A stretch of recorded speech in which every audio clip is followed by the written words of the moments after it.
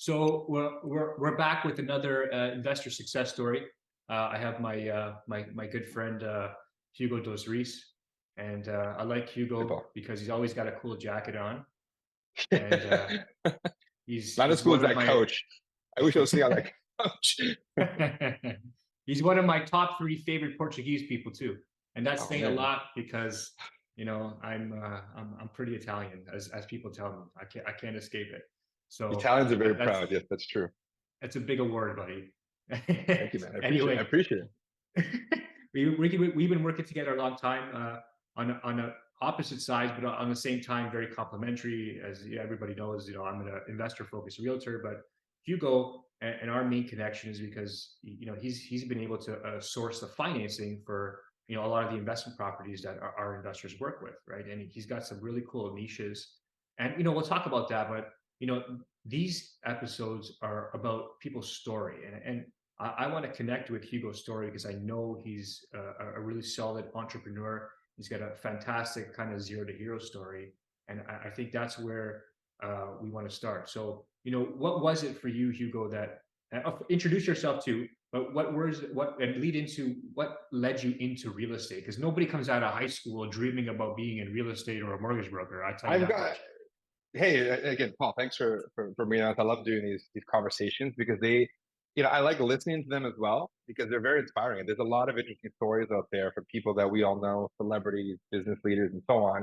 And some of them are some really amazing stories. And for me, I'm always a lot more impressed about that journey. And there's so many cool ones, like Arnold Schwarzenegger's sort of story, Sylvester Stallone in that same world. There's so many interesting stories of like the struggles and where people came from. And I've always found it to be interesting. So thanks for having me on this. But I guess it depends on how far you want to go back. But if I was to go back just a little bit, take a bit of a big time jump, as a kid, I'm an immigrant, you know, Portuguese immigrant, came here when I was 3 years old, and my upbringing was very middle class, blue collar. My parents, they weren't professionals. There wasn't any like, you need to go to university and pushing me to that sort of stuff. It was really just like, no, do well in school, try to get a job. That was kind of like, the upbringing that I basically had. There was certainly a priority on school, but I don't think it was the biggest priority. It was really just like, hey, when you're done school, so you can kind of work. And so that's the environment I grew up in. So but I always had this sort of thought like, I want to do something. I just didn't know what it was. I just wanted to get into something that would allow me to have some sort of independence, both financially and just with how I can navigate the course of my life. And I'll be completely transparent. I actually never finished high school. I dropped out of high school with maybe a few courses. Oh, I don't know if you recall, because just to kind of show my age, I was born in '84, and I was still part of the OAC year. So in Ontario, there oh. was 5 years of high school. I was the last year of OAC, and I just had a lot of fun in high school. I don't regret it. I had a lot of fun, and I prioritized that than actually finishing. I think I was short by like 4 classes, but because there was an extra year of high school, what happened was for me to stay back in high school. Now I was 20 years old because I'm 1 year older than everyone else. Everyone else was 2 years younger. And I was like, I don't want to be here for a whole year to take these 4 classes. So what I did is I actually just got right into a mature sort of program at a college. So I did Yeah. that. And because I'm coming out of an environment where in high school, having a little bit of fun. And, at this point I had met my future wife now. We've been together for a long time. And you kind of just prioritize very differently your life. And I was like, you know what? Fall in love. I don't give a crap about anything else now. I want to build a life with this person. But all of a sudden, I'm interested in making sure I can sort things out for me because I had just dropped out of high school. My parents were not impressed at this point. So we both went to college. I went as a mature student, which apparently you can do as long as you write some basic exams. And I got into college and I did amazing. I was actually interested. I did a business program at one of the colleges and I really, really enjoyed it. Did really, really well there. And I was like motivated, like, hey, pretty good at this stuff. And then I got into university and did a degree in economics and finance. Again, like this is coming out of high school as a dropout with zero ambition. I was just like partying and having fun at that moment. And so I'm coming out of university. And then at that point, I didn't really know what I wanted to do, but I had a business background and all this extra education. So I kind of just naturally fell into the banks right after 2008. So probably the worst time to get a job right after the crash. I jumped into the banking world and I got a pretty normal like retail banking job where they gave me an office. I got a business card and I was, expected to crank out mortgages and credit cards, and basically like this university grad is now an expert in like all things. And I was in this market in Etobicoke at Cloverdale Mall, Oh yeah, and it was just like a senior audience. It was like basically I've been there lots of just a times. senior audience. Basically, these people are showing up with their passbooks. I had this one gentleman come in with a briefcase, drops the briefcase on the desk, and he's like, "I'm here to renew my $1,000 GIC. I want to negotiate with you." So that was my world in the early days of banking. So I did a lot of that, and it kind of gave me a really interesting glimpse on the way the banks work. Because I was touching the investments, I was doing the day-to-day banking, I was also doing the mortgages, and I didn't have a mortgage, I didn't own a house. This is all new to me, right? But aside from all those things that we were able to offer at the bank, I had this very good relationship with just clients in general, and it kind of all comes down to basics, regardless of what you end up doing. You just need to be able to connect with people, have a very honest conversation, and build a relationship off of that. And I was pretty comfortable doing that, pretty comfortable interacting with all these different types of people. And I started to find a niche on the mortgage side of things. I actually enjoyed that part more than anything else. And I did really, really well in that part. I Hmm. started to learn as much as I could about how mortgage financing works and real estate and that sort of thing. And it wasn't until I eventually moved to a sort of a downtown Toronto branch right on Bay Street, the main Scotiabank branch is where I was working, where I really sort of had this like I developed a niche. I had a client come in. This is all part of my fake it till I make it story. A client came in and he's like, I've been to every single bank around the block, and nobody knows what a Smith maneuver is. You know what it is? I had no idea what a Smith maneuver is. I think I just saw the word one time in my financial planning studies or something. I was like, yeah. I know what a Smith maneuver is. He's like, can you set up that structure for me as a mortgage? And for those of you that know, basically a Smith maneuver is just really an attractive tax a tax strategy where you can use borrowing to invest and get some attractive rate in a kind of in a gist. I kind of just said, yeah, I know how to do it. I didn't really know how to do it. But he left the office. I researched it. I figured out how I could do it for him, and he was blown away because this was an executive, very high earner, and I had built this trust as like a young guy. I was probably in my mid 20s at this point. After him telling me he just went to every single bank, and because of that one client, I identified a niche, which was real estate investors. This was at the start of kind of like the condo boom, where everyone was buying condos at this point. And so what he did is he started sending me all his other executive buddies and wealthy friends to me, saying, "Hey, this guy Hugo, he knows how to put this like HELOC, Smith maneuver type strategies in place. You should go to him." So all of a sudden, I'm getting all these investors lining up to work with me. And my manager at the time was like, "Hey, you're doing a lot of mortgage business." And it was because there was this huge boom for real estate at that time, anyways. And all these investors were trying to get these creative solutions. And they were finding that when you walk into a bank, and I'm sure people have these issues these days, you walk into a bank and you tell them you have one or two rentals, they're just like, whoa, I don't know what to do with this guy. Like this guy, Paul walks into a bank, they're like freaking out. They don't know how to deal with the fact that you have all these moving parts. And I was able to kind of figure out roughly how to put a file together when you have all these moving parts. But not only that, plan on how to buy more. And because of a little niche, and it's always something I recommend to everyone, is regardless of what you do in your life, figure out whatever niche it is. So the niche could be like making little buttons. Just be the best button maker in the world and do that really, really well. Find that niche. Because I kind of identified that niche, selfishly, I was actually able to do more business because that one client was purchasing several properties a year. And I also found that they were a lot stickier clients. Like me going to a bank as a end user, I'm going to buy my family home. I might be sensitive to the rates and the solutions, and I might want to shop around a little bit more. But as an investor, I find that generally they value the relationship a lot more because Paul knows everything about me now. I want to go to Paul because he knows exactly what our plan is and the solution that makes sense for me. I don't want to have to go through this whole process with somebody else. So selfishly, I found that investors were stickier and they were buying more from me. So I was able to basically not have to source all these new clients all the time because the average Canadian is buying a home every few years, or sorry, is changing their mortgage every 3.5 years, roughly, right? So that means I have one client every 3.5 years. I want to have that same client multiple times throughout the year. So that was the niche that I identified. And because of that little niche, I got into a couple of real estate networks. One of them is where Paul and I connected.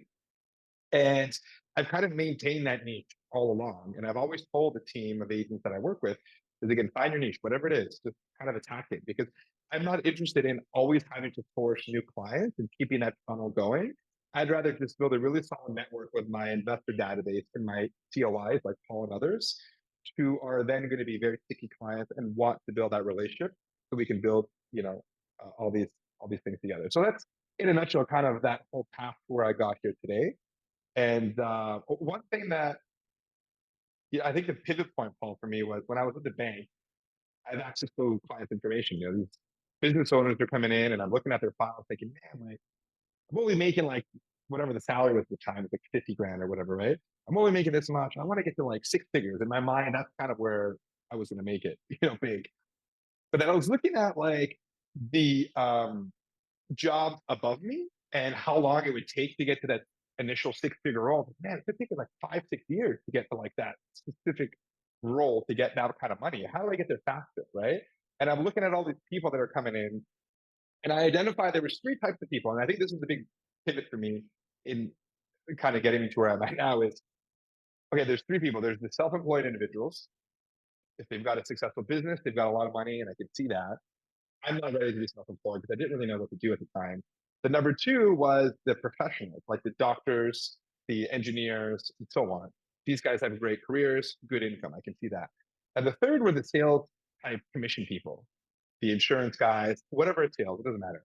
I was like, some of these guys are making a lot of money. And I was like, I could probably do sales because I'm already doing it anyways. And that's the one that I kind of realized, hey, you know what? I can actually be a 100% commission mortgage broker, and I'm already pretty decent at it. And that's kind of where I started to put a business plan together to get out of that safety net of the bank and the salary world and into a 100% commission where you eat what you kill. And I never looked back. Obviously, like income is there. If you want to work harder, you can increase your ability to earn income, which I love. I love that model, and I think it's a fair model for clients because I only get paid if I can give you a solution that you like and we do something together. Otherwise, I don't get anything. So I'm incentivized to find something. So, anyway, that's kind of the journey, in a nutshell, Yeah. to where I got. That's the origin story, if you will. Yeah, very good. I got a couple comments. It's a good thing we didn't go to high school together because I had a lot of fun too. And I was born in '85, so I was the Oh, so first year you're there was the first year oh, there was no OAC. So so it you would have was been like 2 years younger than me. So imagine going back to high school and everyone's like literally 2 years younger than me. And I literally have to be there for 12 months to complete these four classes that I flunked. So I just said, forget it. I literally left school. I think I worked full time for that year and then I eventually went back to college. But that really sort of delayed my education. I don't regret any of it. I mean, look, I fell in love with my wife. We had this, whole whirlwind of an early romance and nothing else mattered. And we both dropped out of school, but both went and got university degrees later. I don't regret it. I enjoyed it, and it is what it is. And, I think I don't yeah, ever regret, and you can't regret anything you've done in life. You have to always look. no, These that's a are good all story. lessons. Yeah. Yeah, everyone's got their own path. And then when I was still a fireman, I was in South Etobicoke also. So Cloverdale Mall was a bit of a stomping Yeah. grounds for us. So you worked at the BMO there? No, no, there. I don't know if there was a BMO, was it? No, I worked at the Scotiabank. Yeah, Or I think it was the Scotia, it was only Scotia. Scotia. Yeah, we used to call that the elderly racetrack because all the Yeah. elderly people would go and do their laps, and good for them I because they're getting mean, a lot of exercise. But that was our funny name for that mall. like, I'll be honest with you, like, I don't know how else to say, but like, this is like where people go to die. Like, everything was for the older generation. There were like hearing aid stores, super nice people. It was a very different demographic. These were like face to face. This wasn't like an Instagram, Facebook, TikTok generation. These are like face to face. I'm going to be old school. I'm going to bring you these documents. You're going to have to scan them. It was a very different world, but I think they're also. I found because I was so young, there was a lot more effort on my part to build that trust. They're like, this guy's like just out of school. He probably doesn't know Yeah. anything. So trying to build that trust with that older generation was a lot more difficult. But I think part of the process, part of that learning process, and I did have Yeah, a good experience working there. It was interesting. it is a smart move getting yourself downtown. That's And then we obviously the all downtown was like, I need to get somewhere where I'm able to see a lot more action and I have more opportunities. And, if you can prove yourself in an environment where there's a lot of other winners, and there's a lot of other people doing really, really well, and you come out of that environment and they were able to do even better or set a new benchmark, which was the case, in my case, it gave me the confidence to be like, you know what, I'm doing really well in an ultra competitive environment. I think I can probably get into that because it's difficult to make that jump. I don't know what your story was, but like having the safety net of like my regular salary to like zero. Like I remember like you could probably find a YouTube video if you Google me on YouTube, like one of my only videos. I don't think I've ever done this after. I'm wearing like a suit jacket, sitting at like a kitchen table with like no pants on because it was like just the top. And I was like talking about like, I don't know, I don't even know what it was, like why you should use a broker or some basic video. And that was like my first video 1 month or 1 week into like becoming a broker. So that for me, I would go back to that and I can put myself in that mindset where like you really need to be in the mindset to get into this type of business where you're reliant on yourself for income. Because I remember thinking, I can do it. Like I had all this bravado in my brain, like I can do it. There's no failure. I got to go out and find some money. And slowly but surely, there was ups and downs. It's We're able to do it, but it is tough. It's not for everyone.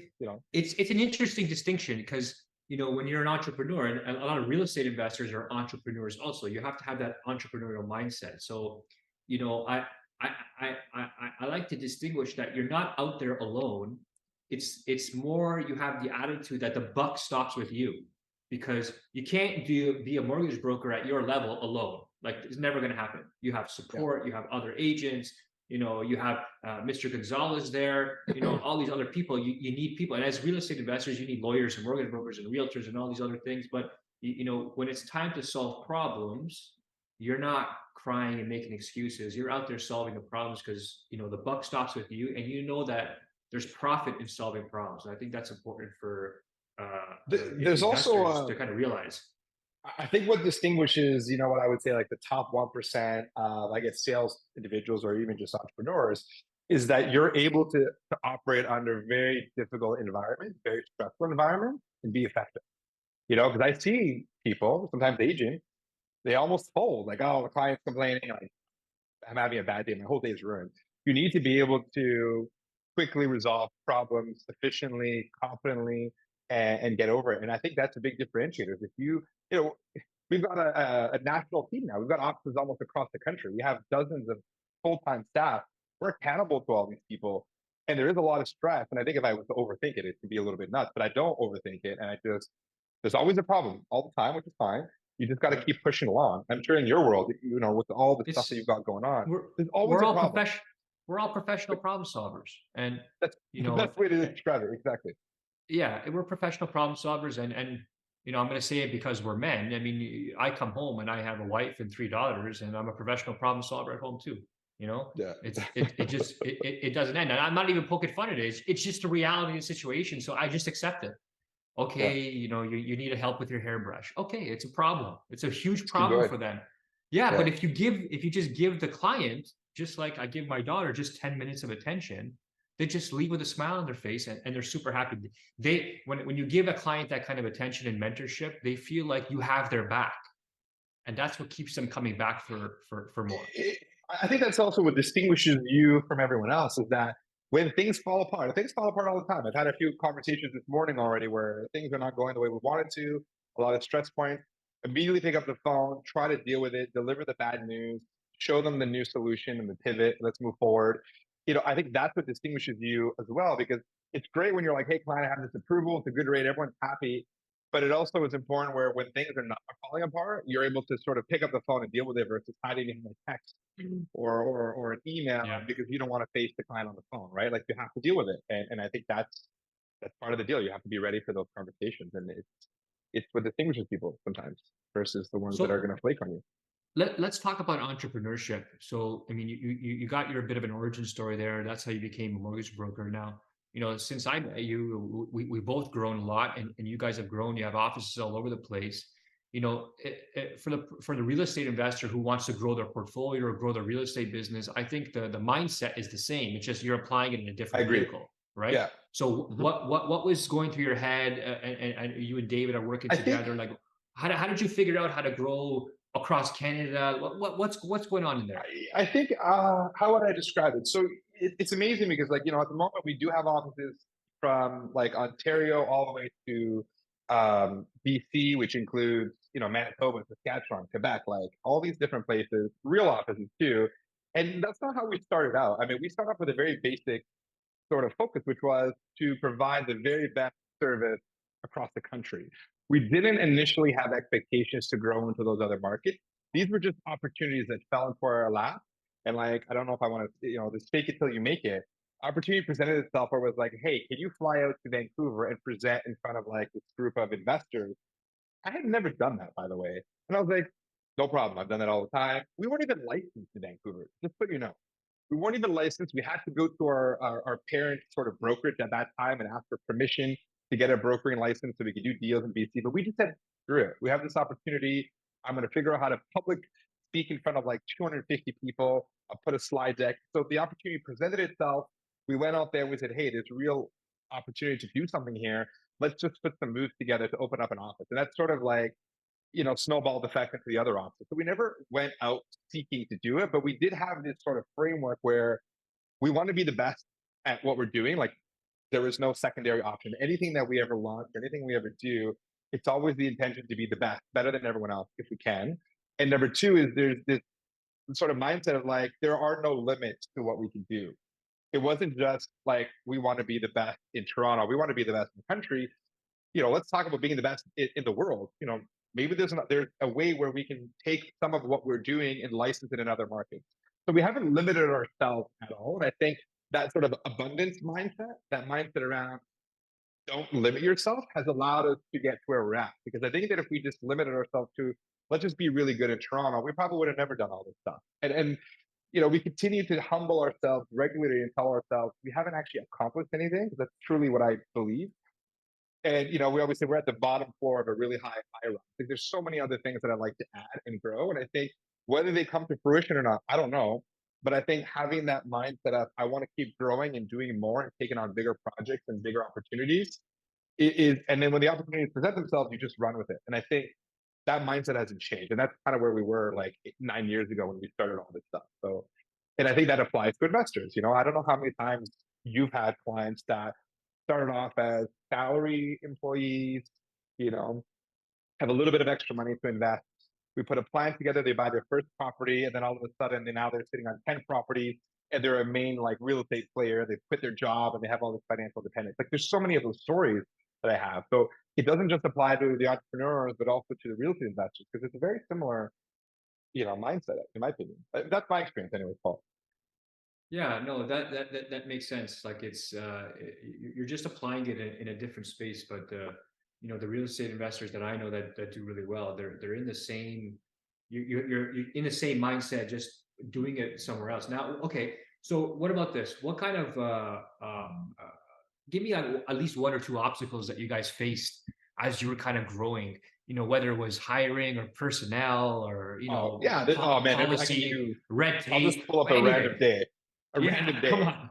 So when we decided so we were operating out of Vancouver, and we made the decision to open up a physical office. Opening up an office or doing anything in Vancouver is actually very expensive, but we made a decision to commit to like a long-term space in Yaletown, which is a pretty nice part of Vancouver. It was a great office. It continues to be probably my favorite office right now. So we made a financial commitment to do it. Um, before we actually had, I think, the revenue to sort of make that decision make sense. We decided let's just open up an office in Vancouver and hopefully this works out for us, right? And then shortly after COVID happened. So like nobody's going to the office, right?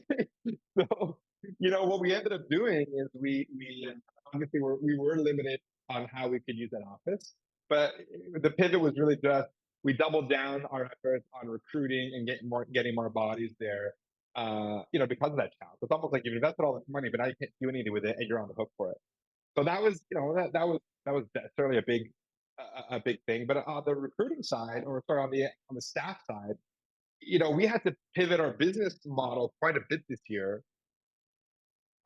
Like everyone else, transactions are down in the real estate environment.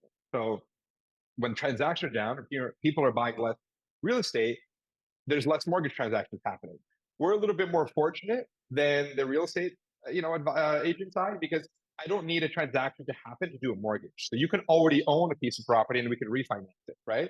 So the pivot we did was instead of focusing a lot of our business around, the new purchases and those sort of things, we pivoted to offering solutions and focusing solutions around refinances. Conversations like, if you're an investor, now's the time to buy a property. The market's down. So let's do a review, find out what you can qualify for, and let's help you get it to the market now. We pivoted that messaging to try and stimulate that sort of business for the investors that want to do that.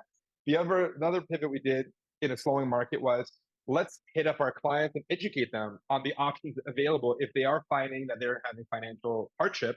Because a lot of the conversations, unfortunately, that I have now are around I'm completely maxed out. My rates on the properties went up. My cash flow doesn't make any sense. So we found there was an opportunity to hit people up and help them restructure things, take a little bit of money out to give them a bit of a buffer. So again, those conversations we have to identify and pivot towards because there's less real estate transactions. So again, things are always going to happen. You just have to be ready to pivot. And I hate hearing from both mortgage brokers or real estate agents, oh, it's a bad year, market's down.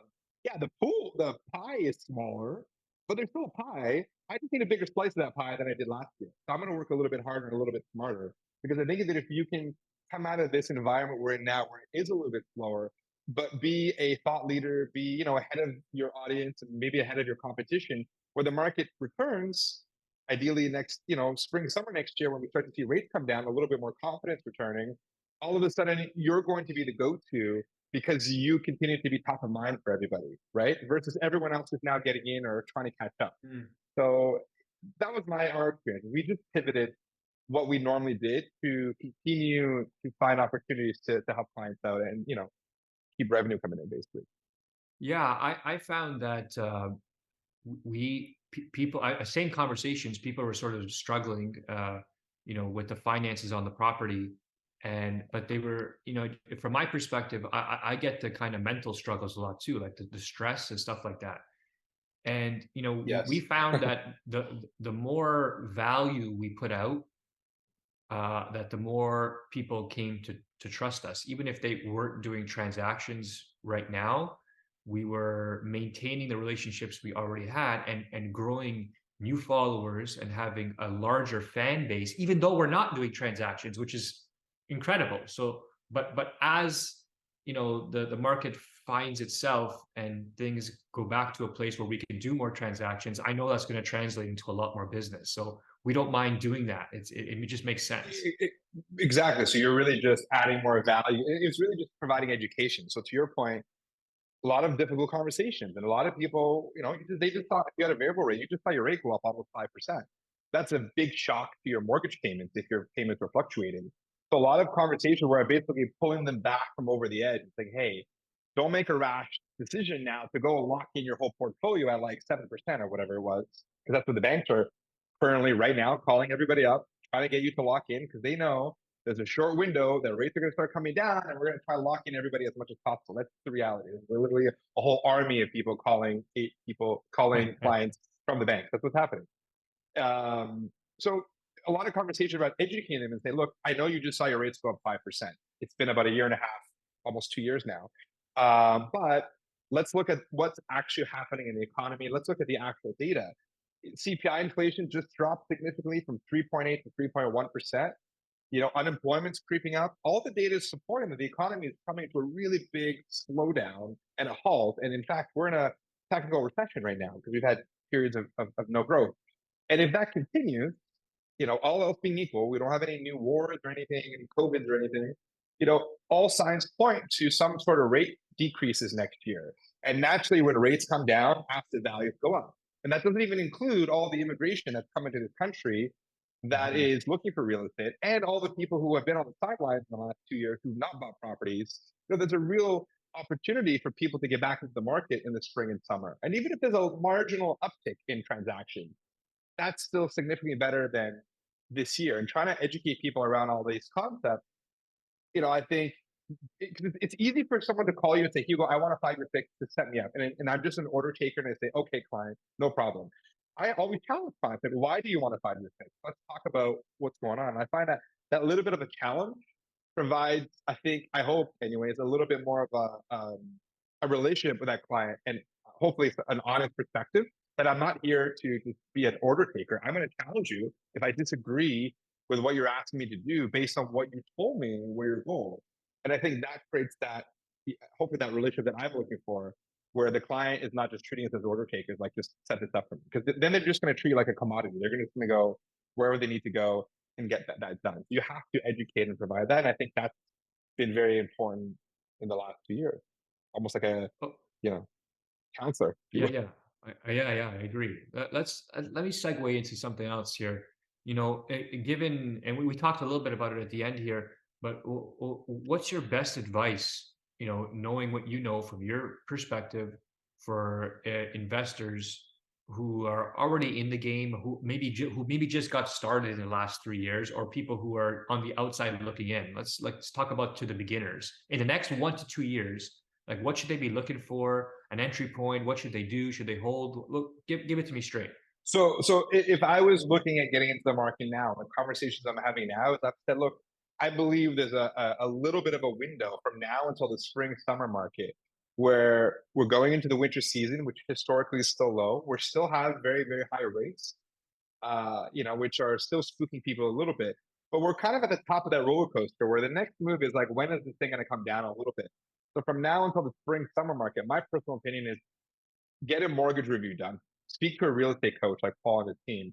Find out exactly what your options are because once you know and you can pull the trigger quickly, you'll be able to take advantage of opportunities as they come up. Because when opportunities do come up, they don't last long. There's a lot of people still out there trying to pounce on deals. And when I see awesome deals that you guys send us, which make our job so much easier, they don't last very long. So clients need to be ready. And the clients that are reaching out to me saying, I'm about to look at a property, but I haven't done a mortgage review. I don't even have a real estate plan put together. You know what? It's going to take a little bit of time to put these things together. And if someone else is just going to jump on that and you've just lost that opportunity. So my thought is if you can get yourself lined up, figure out your financing, figure out your real estate plan. Let's put some goals together and let's get that done. So you know exactly where your lane is and what your sandbox looks like. Because again, from now until the spring, summer, my personal opinion is that we will see a little bit more of an increase in these transactions and people jumping back in.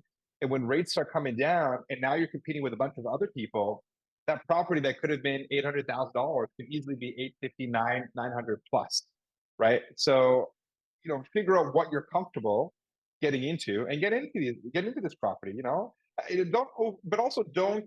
This is my thought. Don't overextend yourself. If you're getting into your first transaction, unless you have even if you have a very high risk tolerance, don't overextend yourself and throw everything at one thing. Get yourself into something that you can afford, that you can actually live with, and get your feet wet. Because I've always said real estate investing should be very boring. You shouldn't be getting calls from your tenants. You shouldn't be having to think about it. It should just be like, I love the conversation with clients like, I have 8 properties, but you know what? They don't really know some of the details around the properties because they're not as involved in them because they're just like set it and forget it. There's a property manager, they're dealing with it. I love that because I know that That's the way it should they're be. not they're not being like they're not it's not a full-time job to manage these things, right? And then I have other Mm, clients who have like one property, they probably weren't advised properly, they got into something that probably doesn't make sense, and they're like freaking out, they're telling me like, I just gotta sell this, I'm gonna sell it a lot, it didn't work out, whatever, right? Those are stressful. So get something that is comfortable, but take advantage of the yeah, price point that I think currently exists now, but also work with someone who actually knows what they're doing. It's very yeah, annoying when I hear, hey, who are you working with? Oh, I work with my brother, he got his license 2 years ago. It's like, come on. And then I get these deals and they don't make any sense. And then I don't want to be rude and say like, deal doesn't make any sense. Whoever sent it to you, probably, I just want you to know it doesn't make sense so that, you don't complain about it later, but I makes our find job harder. those people that you described earlier with 5, 6, 7 properties and they can't even remember the addresses.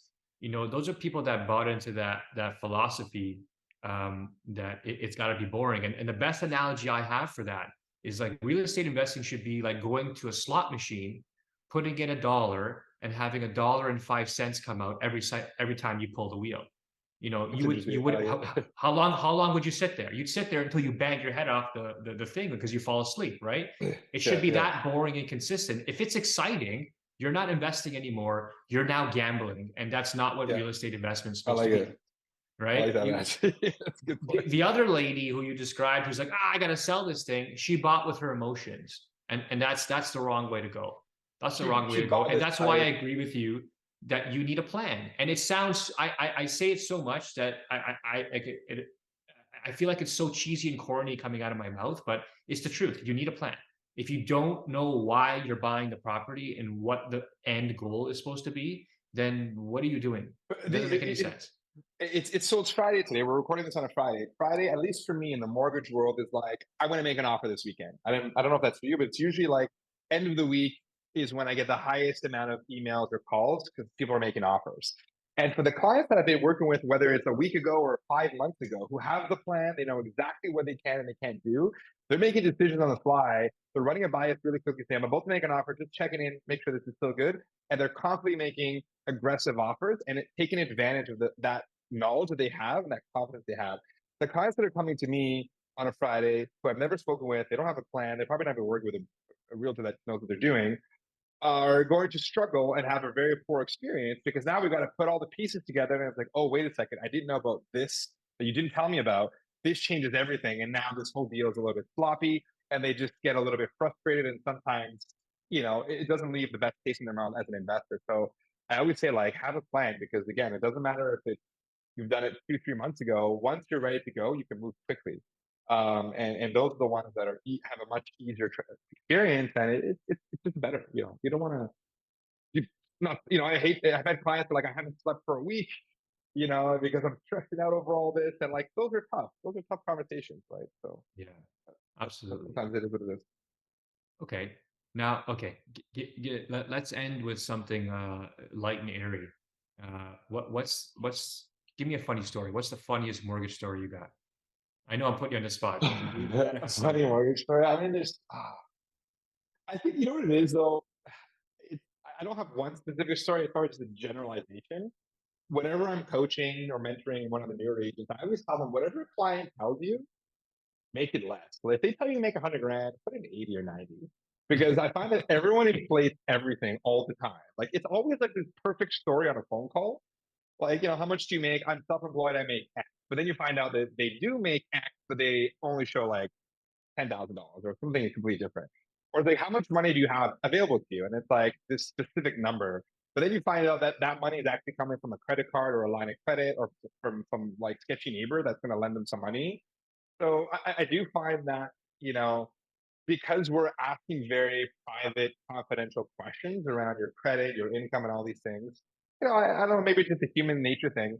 On the phone, not everyone is very transparent, at least until you get the file. So it's always interesting to see how crazy some of these stories. And then as you get deeper, it's like you almost kind of like have a bit of a laugh with your team. As you're putting, you're like, man, this guy told me he makes 100 grand, but he doesn't make 100 grand. He's only making X. He also told me that he didn't have any real estate, but he's like got 5 properties, and this money is coming from overseas. It's getting all crazy, and they all talk about it's almost like people are conditioned to be like, "But I have good credit," and it's like that's one element of the file. You can have perfect credit, but if you have no job, the options are very different.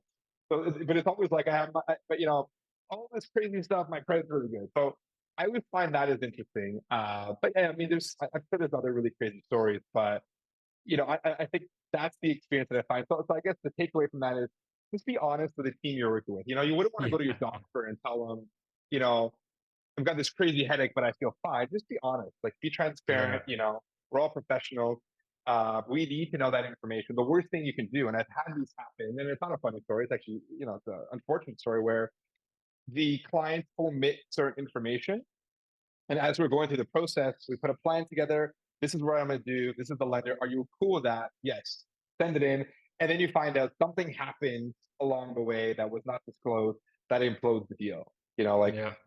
whatever it is. And I've had some of those files happen where because you didn't tell me something, now this deal doesn't work. Maybe you just quit your job, or maybe you just committed to a car loan or something that changes everything. Like just be honest. Like you have to remember that the advisor, the mortgage individual you're working with, or the real estate partner, we're almost like a filter. Like I'm not the lender. I represent the lender and I have to make sure I provide accurate information. But you tell me, because sometimes it's just a matter of how I put the puzzle pieces together that is important, right? So Gotcha. We went from funny stories to painful stories, just like yeah, that. yeah, 'Cause yeah. So that's how they end up. They start funny, and you're like, oh. I mean, like, I always envy real estate agents because mortgages are not sexy. It's I know. difficult to create really cool content about, hey, this is the best mortgage rate. Whereas a realtor, you can take someone to a really cool looking place, do a little bit of tour, and have all these fun sort of videos and things like that. But yeah, the stories are all, financing is like the boring thing. I always tell clients, look, let's get this boring conversation out of the way and put a proper financing plan together. And then the fun part is shopping for the property and seeing what you like and what you don't like. My part's not like super cool. No, So that's okay. That's why you uh, got a cool jacket, man. I, That's why you get to wear a cool jacket to offset the fact that it's boring. I always use this saying, and I use it a lot recently because of all this turmoil we've had in the mortgage world with interest rates. And I want to hear your take on it. You tell me if it's right, wrong, crazy, not crazy. You know, when I'm talking to people and they're worried about the bank and they're like, oh, in 2 years, all these mortgage renewals are going to happen and the banks are going to explode. I'm like, listen, here's my cheesy analogy. Run with me for a second. And I'm going to ask, pretend you're a client, Hugo. I say, what do dogs do? Uh, Obey? I don't know. Right? I don't know. They bark, right? Okay, they bark. Okay. Dogs bark. What do banks do? I should say. Banks, Banks they make lend. money. They make money. How With about that. how about banks lend? Sure. Dog barks, banks lend. If the dog stops barking, the dog is probably dead, right? And if the bank stops lending, the bank is probably dead or going to die very soon. So, Mr. Client, the bank is never going to stop lending. It might tighten, it might loosen, but the entire banking industry and our entire financial system is built on debt. So don't worry about them not Our lending. whole economy in Canada, unfortunately, is built on real estate and buying. And the amount of the huge gap in Canada for real estate, you know, there'd be a lot more real estate lending, in the indefinite future. So you're right, there could be ups and downs with the rates. And I think, it's funny because you see these articles, but the articles sometimes are conflicting. Rates are going to go up. Oh no, rates are not going up anymore. It's like back and forth, every other day. That's the whole point of the media and all these things, is that they are going to take that one little section of the whole interview, and that's the headline. You always have to read behind. I think that we're so conditioned as a society to just like, it's like TikTok. I don't know if that's the right word. Like, you take any headline or any little mini video, and like now you're an expert. I don't know how many times you've been to a party or an event and someone's talking to you about something they've watched for literally 1 minute. And they don't know anything about it except for that 1 minute video that about some strategy they came across. And then you start probing a little bit more and realize they actually don't know anything. It's because we're so conditioned to consume information, these little small bites, and no one's Yeah, willing to actually tidbits. read the 5-page article or listen to the one No. hour, interview, and they just take the sound bites. But if you put everything into context, you realize that, yeah, I think the banks will be fine. The banks will continue to lend. The big question mark is when will rates come down? But look, we just came out of like 2 years of relatively high interest rates, like significantly higher than we've seen in decades in terms of like how much of a pivot there's been, and people are still buying. They're still buying and selling. There's still a bunch of people on the sidelines who want to buy. They just don't know if they're ready to do it. So, what do you think will happen when rates creep down a little bit? And we have all these people who have been waiting for a little while. Like, the reality is, we're not building more real estate. So, yeah, the banks will be Yeah. fine. The banks will Yeah. do what the banks That's do. that's why I use that cheesy analogy, because it just brings people out of that fear mindset. And as soon as they think about it logically, they're like, yeah, we're probably going to be fine. It's just scary going through it. Thanks for having Uh, my back. That's it. yeah, And move it on. is a little scary, but I would argue the unknown. Like, I think we can, I would say, confidently see a little bit of a light at the end of the tunnel now. I think it's pretty Yeah. reasonable to assume that we're probably at the top of the rate environment, and I think most experts believe that rates are coming down based on the data that we have. So if because we're kind of there, I think it's easier to build a business model and a plan around the fact that, hey, let's assume rates are going to be here. Let's plan around that. Whereas a year ago, I'll be honest with you, like, I never expected rates to get to 10% at all. But there was conversations where, hey, who knows how high rates can go? Because there wasn't Absolutely. any sort of like inflation was just kept creeping up and it was The getting a little bit crazy. But I I'm think going to now say we can this. change it I'm going up. to say this on the recording here because I want you to tell some of the investors too, right? And when we're doing our cash flow models, I'm using, 6.5, 7%, whatever, depending on who the client is. And if the property cash flows even $100 at that point, I'm like, listen, Mr. Client, Mrs. Client, this is a small miracle. You don't understand the difficulty of trying to make these properties cash flow under normal circumstances. And these are severely abnormal circumstances. Would you agree? Of course they are. Well, look, this property cash flows. Like, do you believe rates will come down a little bit in the next 24 months? Yes, of course they will, Paul. I'm like, okay, what's a fair number to use? Five? Yeah, five. If they come down to just 5%, in 24 months. And on my Excel spreadsheet, I just changed 6.5 to 5. I'm like, look at the cash flow. Like, wow, that's over $1,000. I'm like, yeah, it is. So if we're at the top of the market now, what's the price of this property going to be when the rates go to 5%? Is it going to be higher or lower? Well, it's going to be higher. Thank you, Mr. or Mrs. Client. So this is why the investment works. It's not because the cash flow is fantastic. It's because your entry point is going to be great. And as rates come down, you're just going to sit there and collect the profit from that, right? So that's what I've been using. And I think it's a It's quick and this dirty way whole, to talk to them. it's the whole mindset of like, we're saying if I can leave anything off, it's like, this idea of date the rate, marry the home, the Yep. idea is get into the property now, the values are a lot more attractive now. The environment to negotiate and put financing conditions and things like that are still existent. They happen right now, but get a short-term rate, like you said, Paul. Like, maybe take that 1 or 2 year rate to lock in if you need that to lock in that payment, knowing that at the end of that term, we can renegotiate the whole thing Yep. into a much more attractive term. So we are making sure that we're implementing those strategies where if you can find me and you guys have sent me some cash flowing properties, they do exist. And the fact that you, like you said, you're adding almost a 5% premium on the rate. So imagine what they look like when rates were like in the twos and the threes, right? We're not even Absolutely. saying that. We're saying that rates are going to be 5% in the next 24 months, which I think is very conservative because a lot of the reports show that by the end of next year, rates should be 1% or more lower, the year after, another 1.5%. So using 5%, that's not even crazy. Yeah, absolutely. All right. So we could talk here forever, but what's the best way for people to get a hold of you? And we'll put your contact information in there. I just want you to say it on the I would say recording here. email is always the easiest. I mean, you can always call direct, but email, Hugo at vinegroup.ca. You can look me up. There's all kinds of ways to get in touch with me.